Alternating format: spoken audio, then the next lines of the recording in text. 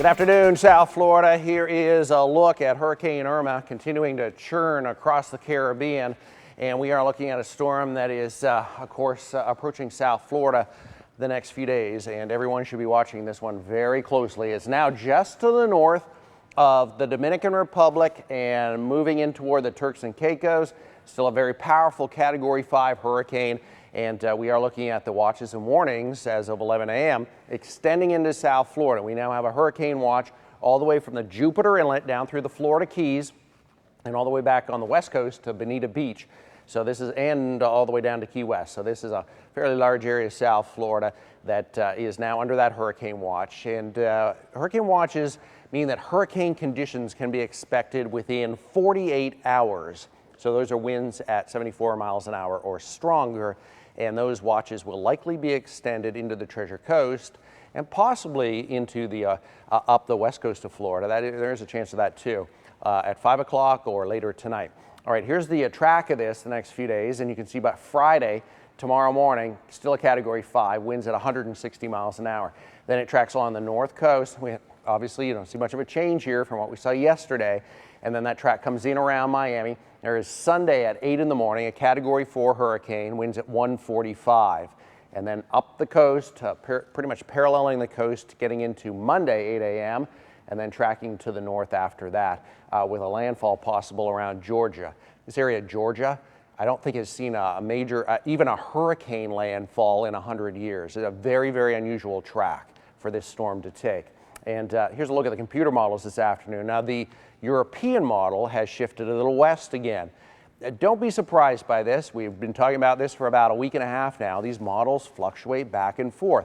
Part of it is this windshield wiper effect where each model run, it goes back to the west and then to the east again. And they will continue to do that. But obviously at this point, we are going to see something from this storm. And with the most likely track being right up through the coastal areas of East Coast Florida, we are looking at some very strong winds, a storm surge threat here, and also the risk for tornadoes and flooding rain. Shannon.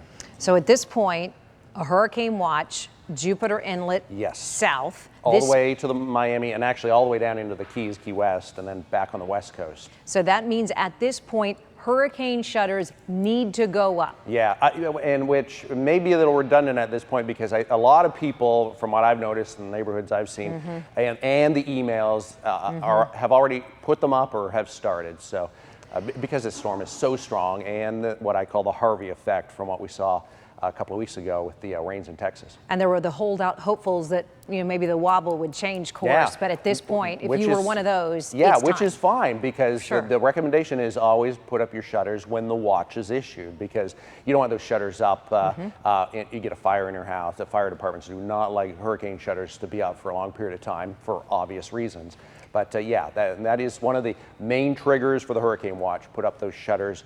This is the start of kind of the official preparations. You now have the next 48 hours to really get everything set in stone. And when the warning is issued, which come maybe later tonight at 11 or tomorrow morning, that's when you're doing final preparations. So if the high weakens, that trough picks up steam, we are still going to see something. Yeah, we at this point, and we're so close now, we will feel something from this.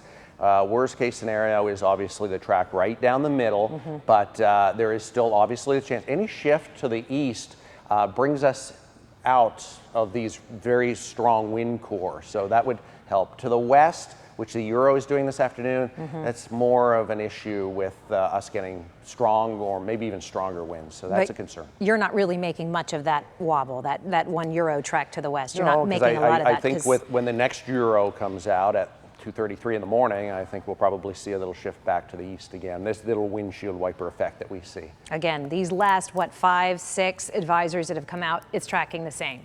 Yes, and that is the concern because now we have consistency in the models and the official forecast track out the last 2 to 2.5 days. So when you see that and you see that same track popping up almost every time an official track comes out, that's when you start going, okay, this is where it's going, or it's going to be very close to this. Okay, so the next track comes out, supposed to be at 5 o'clock. 5 o'clock, yes. So that should be out very soon. And obviously if it's out before 5, we'll show it to you right here. Right here on the Now. All right, so let's get prepared, guys.